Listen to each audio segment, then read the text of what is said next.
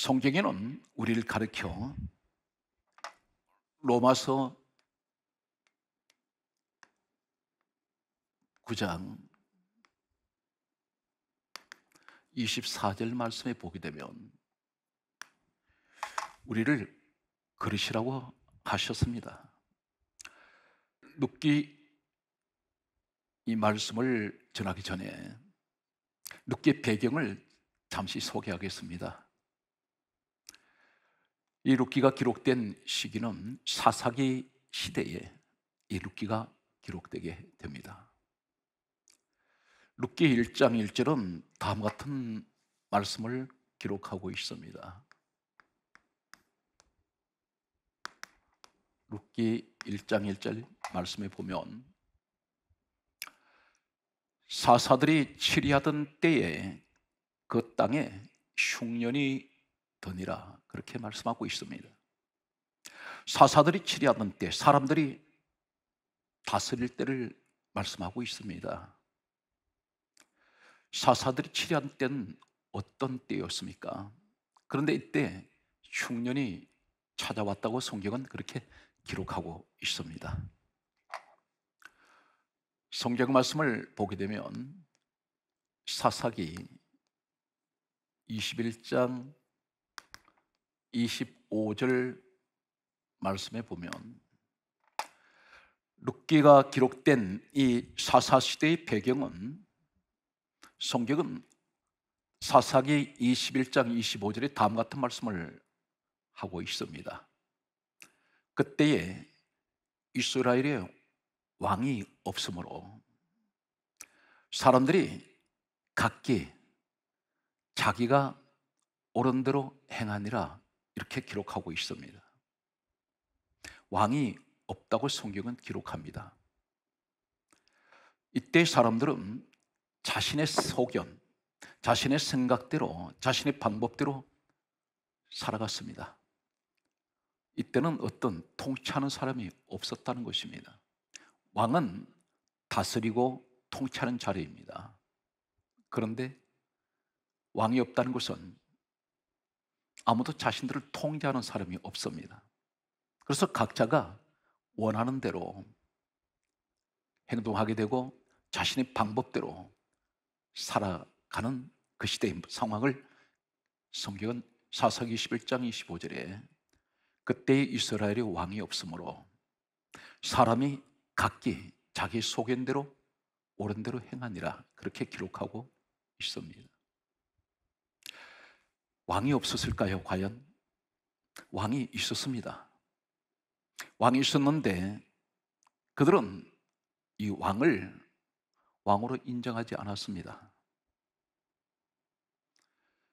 오늘 성경 말씀은 이 사사시대의 상황을 또 이렇게 기록하고 있습니다. 사무엘상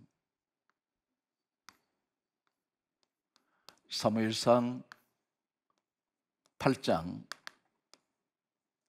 7절 말씀에 보면 하나님께서 다음과 같은 말씀을 하십니다. 그들이 나를 버렸다고 말씀합니다. 그들이 나를 버려 왕이 되지 못하게 했다고 그렇게 기록하고 있습니다. 이 말씀은 누가 하고 계십니까? 우리 하나님께서 하고 계십니다. 하나님께서 친히 그렇게 말씀하셨습니다. 이스라엘을 통치하시고 다스리시는 분은 하나님이셨습니다. 그런데 그들은 스스로 하나님을 버렸다고 하나님께서 말씀하십니다. 왕이 되지 못하게 하려 했다고 그렇게 기록하고 있습니다. 하나님께서는 이때까지 신정 정치를 하셨습니다. 직접 통치하셨습니다. 이때까지는 사람들이 왕이 아니었습니다. 하나님께서 친히 그들이 왕이 되어 주셨습니다. 그런데 이 사람들이 왜 하나님을 버리고 하나님께서 다스리시고 통치하시는 것을 그들은 싫어했을까요? 본래 이 사람들은 애굽 땅에서 430년 노예 생활하던 사람들이었습니다. 그런데 그들이 지금 어디 와 있습니까? 가나안 땅에 와 있습니다. 이 가나안 땅에 정착을 했습니다. 그곳까지 누가 인도하셨습니까? 하나님께서 친히 인도하셨습니다. 애굽에서 노예 생활하던 사람들은, 이 사람들은 430년 동안 노예 생활하고 있을 때에 아무도 그들을 구원할 사람은 없었습니다. 어쩌면 430년 동안 그들은 자신들의 해방을 위해서, 자유를 위해서 누군가가 430년 동안에 그들이 반란을 일으켰든지 아니면 폭동을 일으켰든지 누군가가 선동을 해서라도 자신들은 이 노예 생활에서 벗어나려고 했는지 모릅니다. 그러나 그들은 430년 동안 속수무책이었습니다. 430년이 지나갈 때 하나님께서 그들을 애굽 땅에서 구원하셨습니다. 그리고 홍해바다를 건너가게 하셨습니다. 그리고 40년 동안 광야를 지나서 가나안 땅으로 들어오도록 인도하셨습니다. 광야 40년은 어떤 곳이었습니까? 풀 한 폭이 자라지 않는 곳입니다. 하나님께서는 건너갈 수 없는 홍해길을 만드셨고 그리고 민족을 건너가게 하셨습니다. 그리고 광야 40년 동안에 이 사람들에게 하나님께서는 매일같이 안식일을 제외한 매일같이 만나를 내려주셨습니다. 목이 마를 때는 반석을 터치시고 생수를 강같이 사막에 흘러가게 하셨습니다. 한 민족을 40년 동안 광야에서 먹이시고 지켜주셨습니다. 낮에는 끼는 듯한 이 폭염 속에 그들이 힘들어할 때 하나님께서는 구름 기둥을 세우시고 이 민족에게 그늘이 되어주셨습니다. 밤에는 불기둥을 세우셨습니다. 영하의 날씨로 떨어지는 이 추위 속에서 그리고 사나운 덜짐승으로부터 하나님께서는 불기둥을 세우시고 지켜주셨습니다. 40년 동안 하나님께서는 단 한시도 이들을 떠나시지 아니하셨습니다. 가나안 땅 들어가기 직전에 요단강 앞에 섰을 때 하나님께서는 언약궤를 맨 제사장들이 요단강 앞에 들어서라고 말씀하셨습니다. 요단강을 가르셨습니다. 그리고 그들은 가나안 땅으로 입성을 하게 됩니다. 마지막 관문이라고 할 수 있는 여리고성을 만났을 때 하나님께서는 여리고성을 돌아라고 말씀하셨습니다. 그리고 여리고성을 하나님께서 무너뜨려 주셨습니다. 그들은 포로에서, 노예에서 자유자가 되었습니다. 누가 해주셨습니까? 하나님께서 해주셨습니다. 그들은 지금 꿈에 그리던 가나안 땅으로 들어왔습니다. 그들은 더 이상 고달픈 사막길을 걷지 아니하여도 됩니다. 그들은 지금 가나안 땅에 정착을 했습니다. 단 한 평의 땅도 그들은 가져본 적이 없습니다. 그러나 하나님께서는 가나안 땅에 이 12지파에게 땅을 다 분배해 주셨습니다. 그들의 생활이 안정이 되고 정착이 될 때에 그들은 자신의 땅에 곡식 씨앗을 뿌렸습니다. 자신의 많은 소유가 생기기 시작했습니다. 이제는 걱정할 것이 없습니다. 이제는 살만하다고 생각했는지 모릅니다. 생활이 안정이 될 때에 그들에게는 한 가지 하나님에 대한 거부감이 싹트기 시작합니다. 그것이 바로 더 이상은 이제는 하나님 없이도 살 수 있다는 생각을 가지기 시작했습니다. 하나님이 관심을 받기 싫어합니다. 하나님으로부터 통제를 받는 것이 싫었습니다. 하나님께서 예배 드리는 것도, 기도하는 것도 귀찮았는지 모릅니다. 하나님께서는 사무엘상 8장 7절에 가슴 아픈 말씀을 하시고 있습니다. 그들이 나를 버렸다고 말씀합니다. 그들은 아마 가나안 땅에 들어와서 생활이 정착되고 안정이 되었을 때에 이러한 생각을 가졌는지 모릅니다.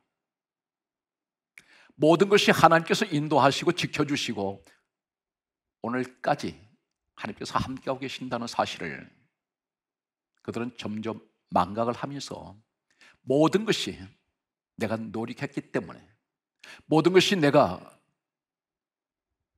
이루었다고, 자신이 이루었다고 생각을 했는지 모릅니다.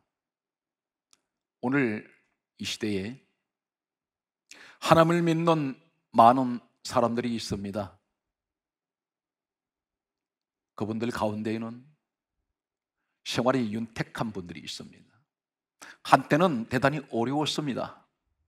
때는 여러 가지 가정에, 가족들 가운데 여러 가지 힘든 일이 있었습니다. 경제적으로도 힘든 일이 있었습니다. 그런데 지금은 먹고 살만 합니다.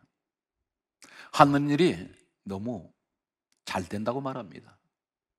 그러다 보니 점점 우리에게 위기가 찾아오는, 내가 섰다고 생각할 때 넘어질까 조심하라는 하나님 말씀대로 내가 생활에 여유가 생길 때에 기도 생활이 점점 식어지기 시작합니다. 내가 물질이 풍요할 때에 이제는 하나님께 기도하지 않아도 나는 잘 살 수 있다고 생각했는지 모릅니다. 과거에는 그러지 않았습니다. 내가 힘들고 어려울 때는 밤낮 없이 하나님만 의지하며 그분 앞에 무릎 꿇고 울면서 살려달라고 애통해하면서 사정했습니다. 그런데 지금 와서 과거에 그 어려웠던 시간들은 다 지나가고 이제는 내가 누구의 도움 없이도 나는 편안하게 살 수 있으며 나는 안정된 생활을 하고 있고 우리 가정에 아무 걱정거리가 없다고 생각할 때 자신이 한 것 같습니다. 배후에 보이지 않는 하나님의 도움의 손길이 늘 밤낮 없이 나를 지켜주셨고 오늘이 있기까지 인도해 주셨다는 사실은 잊어버렸습니다. 내가 노력했기 때문에, 내가 똑똑하기 때문에, 내가 잘났기 때문에 이런 생각을 갖다 보니 과거에 뜨겁던 첫사랑의 믿음은 사라졌습니다. 기도가 형식화되기 시작합니다. 예배가 형식화되기 시작합니다. 마음에 전혀 어떤 감동도 없습니다. 습관적인 예배, 습관적인 기도 생활이 타성에 젖었습니다. 과거에는 내가 무릎만 꿇어도 주님 생각만 해도 두 눈에서 눈물이 흘렀는데 지금은 생활이 그렇게 윤택하고 그렇게 평안한데도 전혀 눈물 한 방울 흘리지 않습니다. 교회를 가까이 하지 않습니다. 지금은 상황이 코로나 바이러스라는 이 전염병 때문에 불가피 격리될 수밖에 없는 환경입니다.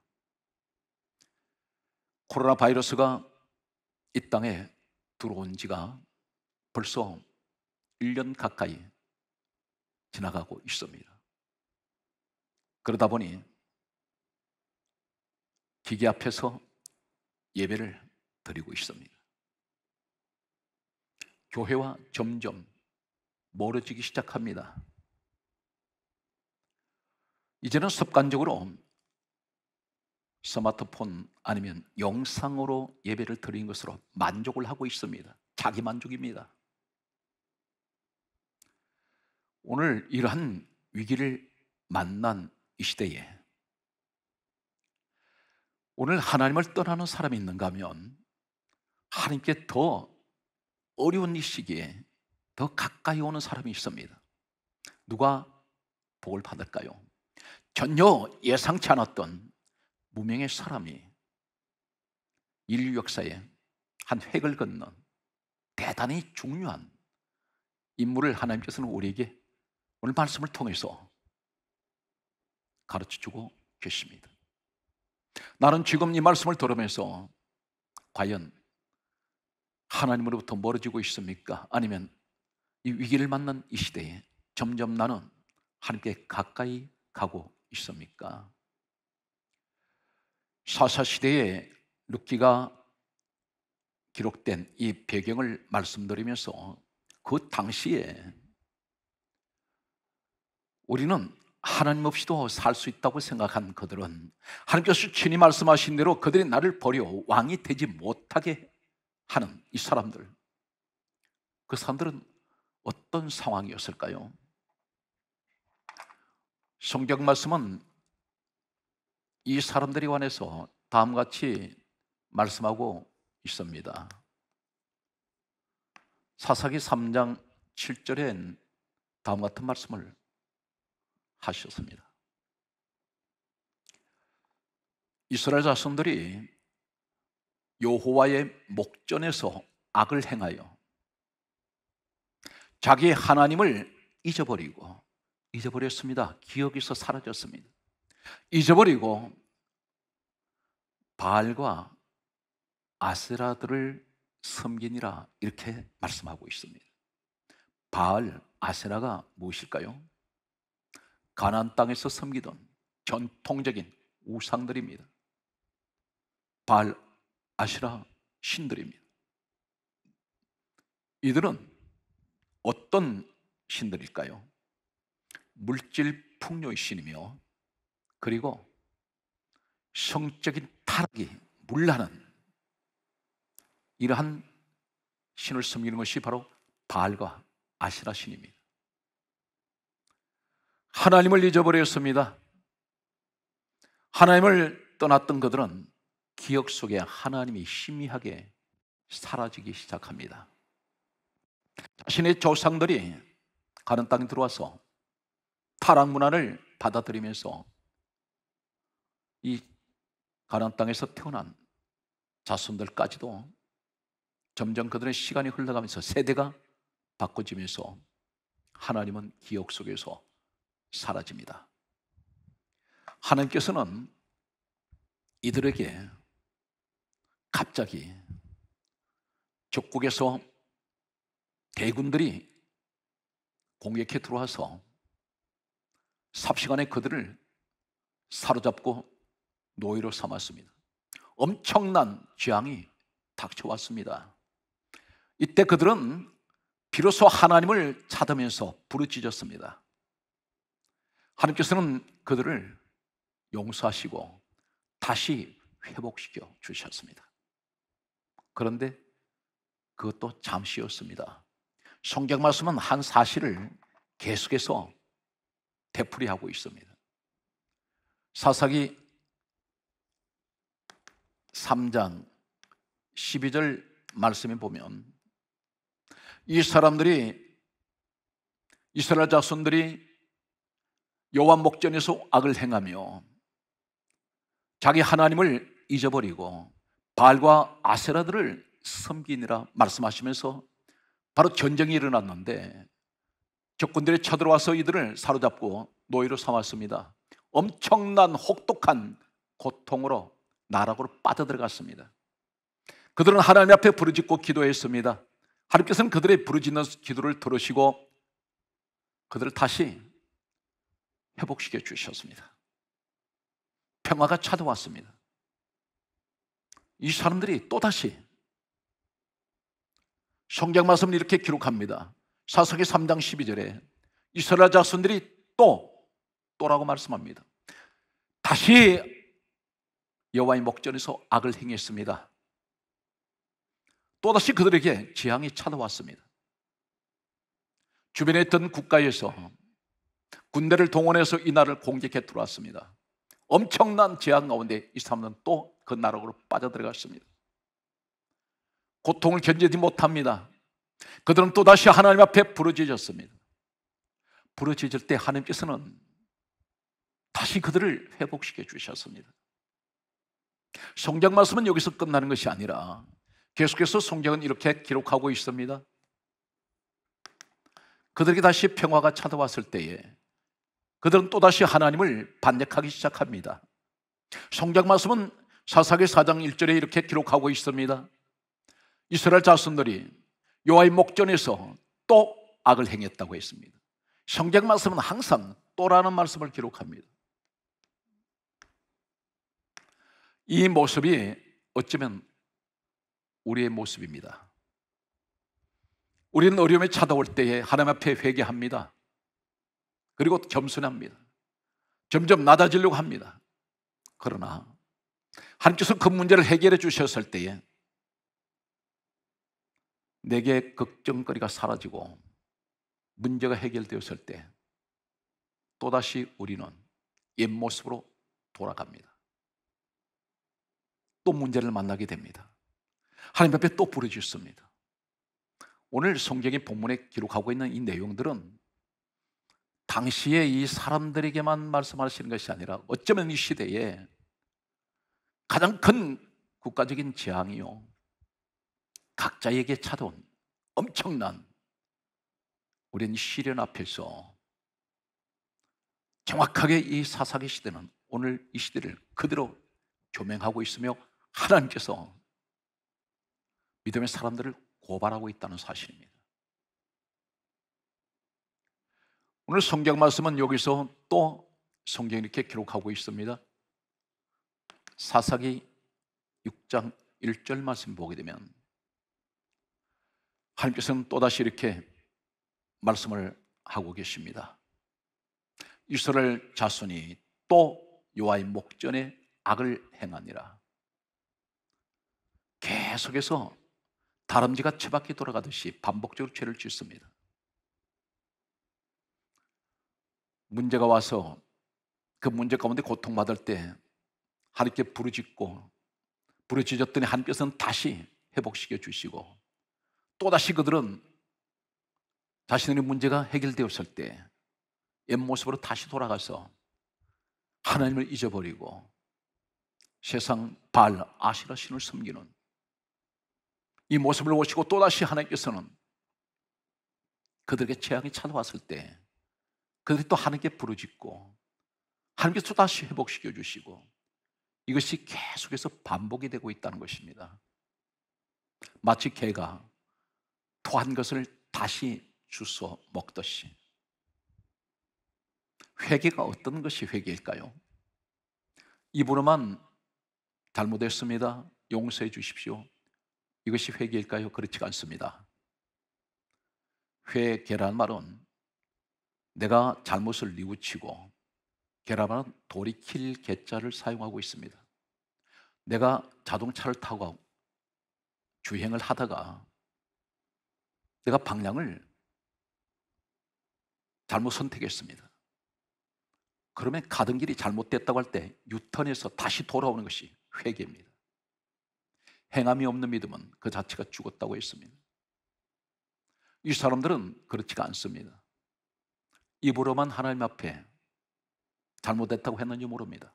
전혀 행동은 하나님께 돌아오지 않습니다. 오늘 성경 말씀은 계속해서 이렇게 기록하고 있습니다. 사사기 10장 6절 말씀에 보면 또라는 말씀 대신에 성경이 이렇게 기록합니다. 이스라엘 자손들이 다시 여호와의 목전에서 악을 행하니라. 다시라는 말씀을 쓰고 계십니다. 이들은 고쳐지지가 않습니다. 우리는 날마다 이렇게 엎드려 기도할 때가 있습니다. 하나님, 내가 이 행동이, 내가 잘못된 것들이 다시는 하나님 이런 죄를 더 이상 내가 짓지 않겠습니다 하는데 기도할 때뿐입니다. 기도 끝난 후에 돌아서는 순간 또다시 나는 그 죄를 다시 짓고 있습니다. 성경 말씀은 사사기 13장 1절에는 다음 같은 말씀을 하고 있습니다.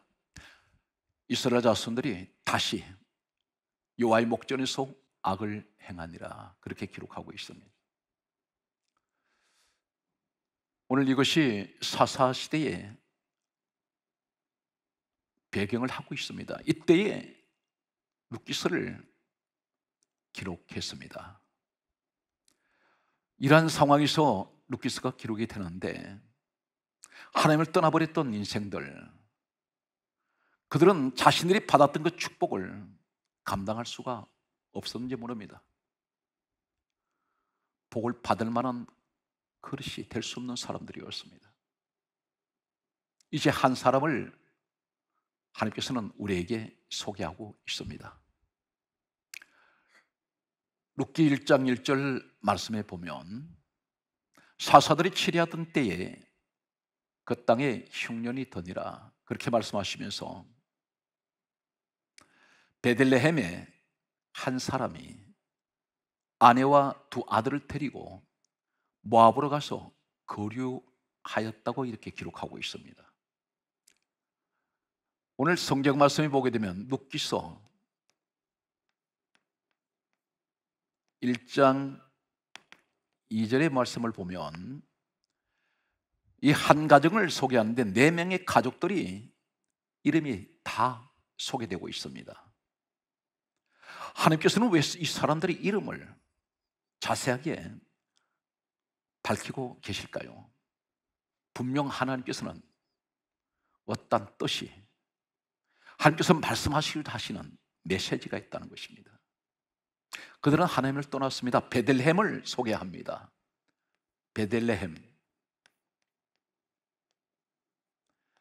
베들레헴이라는 이 의미는 한마디로 요약을 하면 떡집이라는 의미를 가지고 있습니다. 떡집.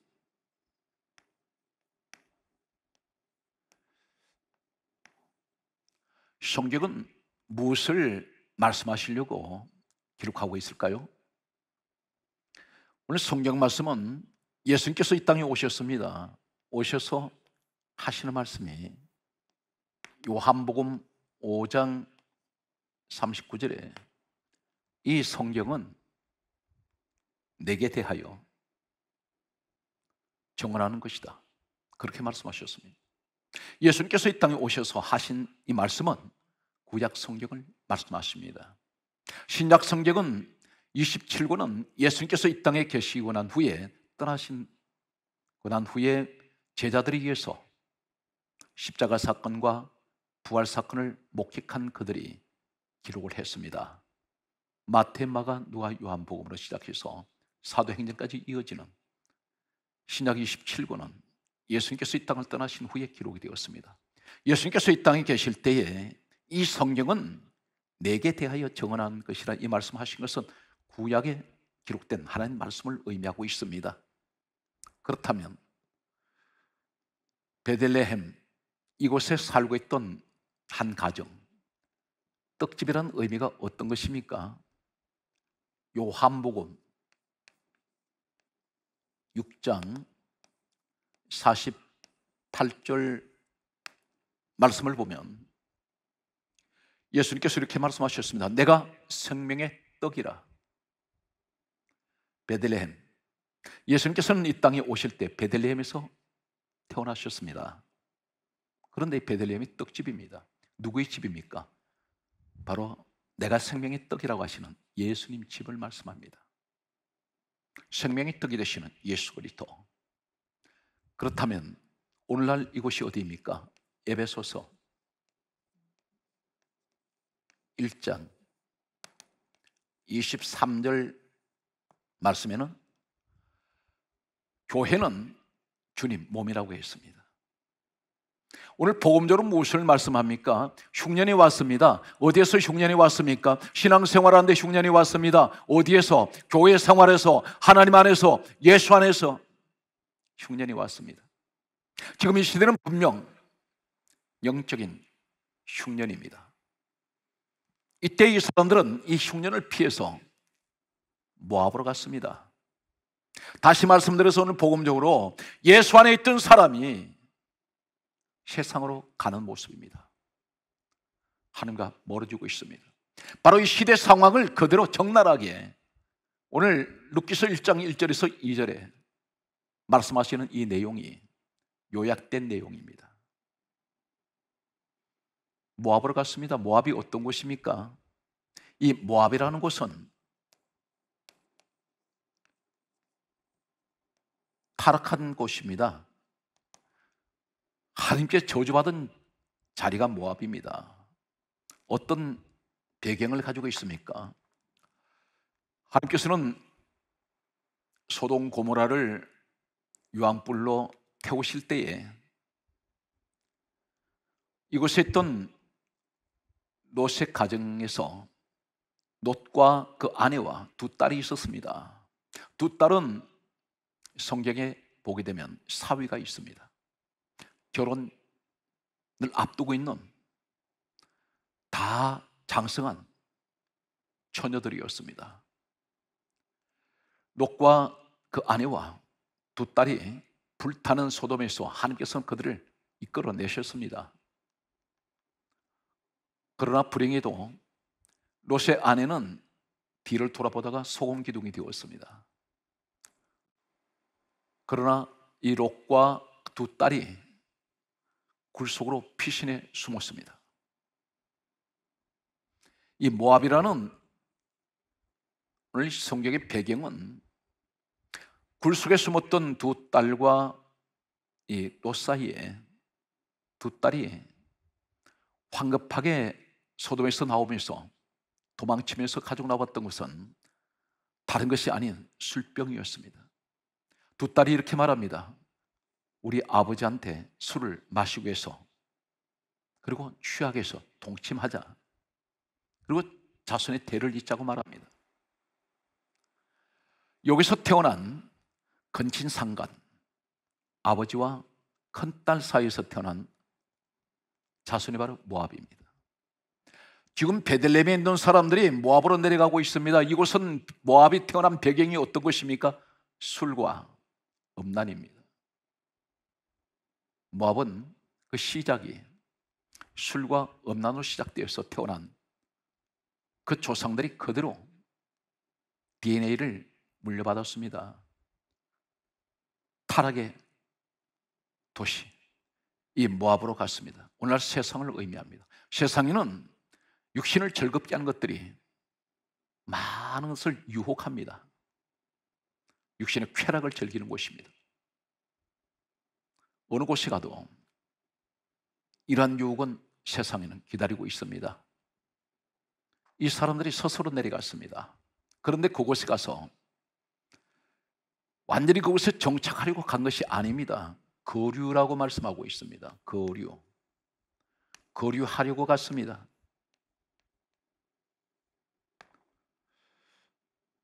거류가 어떤 뜻인가요?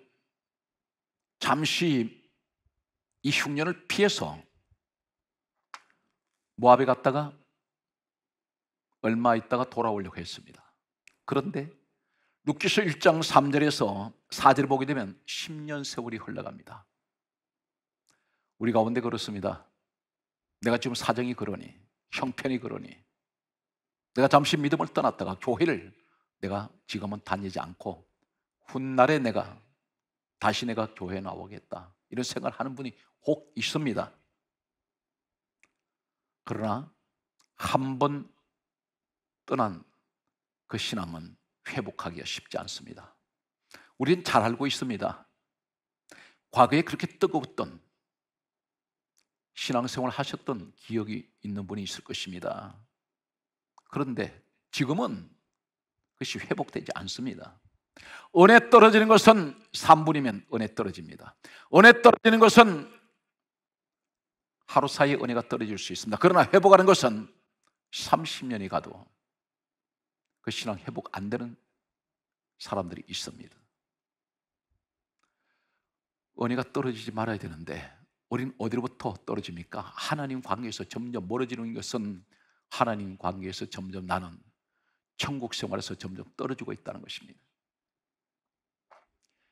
여기서 네 사람 이름이 기록되고 있습니다.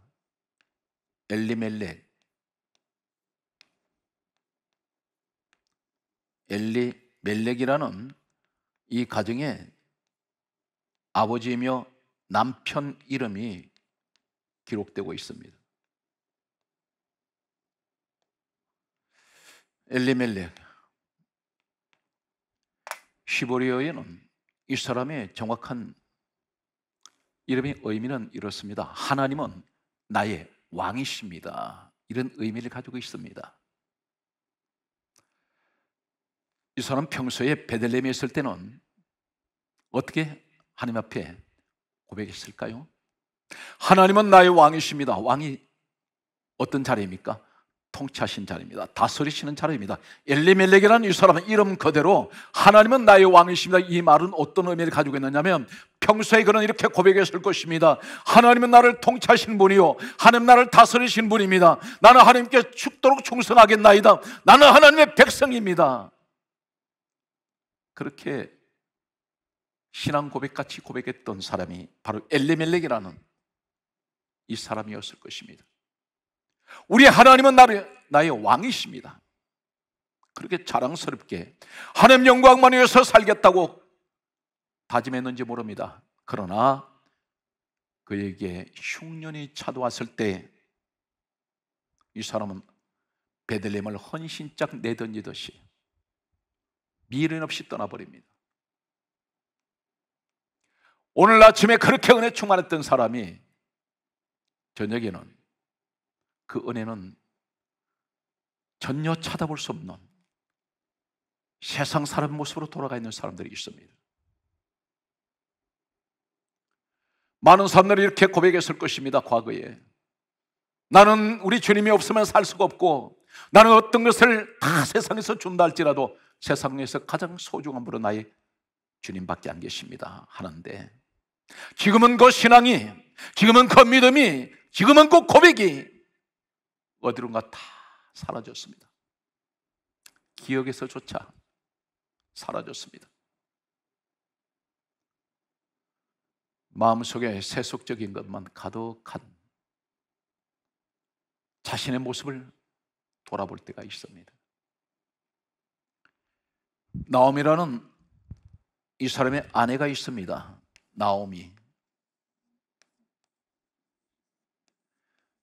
나오미라는 이 이름의 뜻은 기쁨, 즐거움이란 뜻입니다.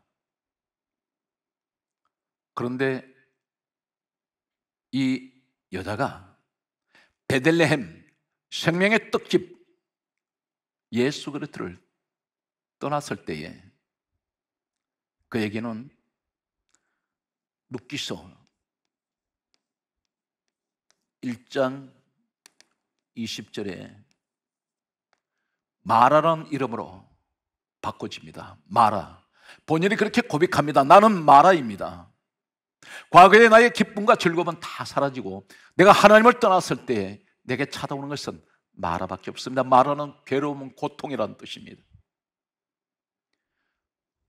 성경에는 이 부부 사이에 말론이라는 아들과 기련이라는 아들 이름이 기록되어 있습니다. 말론이라는 의미는 질병이라는 의미입니다. 룻기서 1장 1절에 베들레헴을 떠났을 때 바로 2절에 이 말씀을 하고 계십니다. 어쩌면 이 사람은 이름이 질병이라는 이런 의미를 가지고 있는 것을 보면 모압에 가서 질병으로 죽었는지 모릅니다. 기련이라는 아들이 있습니다. 파멸하다, 망하다, 이런 의미가, 여러 가지 의미 가운데 그 의미를 가지고 있습니다. 10년이 되었을 때 하나님께서 기다리셨습니다. 성경은 룻기서 1장 3절에서 4절에 10년이 지나도록 이 사람들은 모압 땅에 있었습니다. 그런데 모압 땅에 있을 때에 하나님께서는 10년 동안 지켜보고 계셨을 것입니다. 돌아오지 않습니다. 10년이 되었을 때 이 가정에 4명이 떠난 이 가정에서 1명이 남고 3명의 남자들이 모압에서 죽게 됩니다. 엘리멜렉이라는 남편 말론과 기론이 죽었습니다. 이제 남은 사람은 나오미 한 사람밖에 없습니다. 나오미는 이제 나이가 많고 가진 재산은 없고 가정의 가족은 이제는 다 세상을 떠났습니다. 그는 어쩌면 이 모압에 가서 잘 살아보려고 왔는지 모릅니다. 하나님을 떠난 인생의 모습을 보여주고 있습니다. 그는 다시 베들레헴으로 돌아오려고 했습니다. 나오미가 베들레헴으로 돌아오는 것은 회개를 말합니다. 회개하고 돌아올 때에 하나님께서는 이 가정에 놀라운 역사의 대반전을 이루는 한 사람을 이 나오미의 가정에 주시게 됩니다. 그 사람이 바로 룻이라는 며느리였습니다. 오늘 이 말씀을 듣는 사랑하는 성도 여러분, 여러분 가정에 그 며느리가 믿음의 며느리, 하나님을 섬기는 며느리, 하나님께 예배드리는 며느리라면 바로 그 며느리가, 오늘 저는 이렇게 말씀드리고 싶습니다. 룻과 같은 며느리일 거라고 저는 그렇게 생각합니다. 왜 그렇습니까? 오늘 성경 말씀을 보게 되면 오늘 룻기서 1장 14절과 16절 말씀을 보면 룻기 1장 14절에 이렇게 기록하고 있습니다. 이 나오미가 이제 베들레헴으로 돌아가려고 할 때에 나오미에게는 두 며느리가 있었습니다.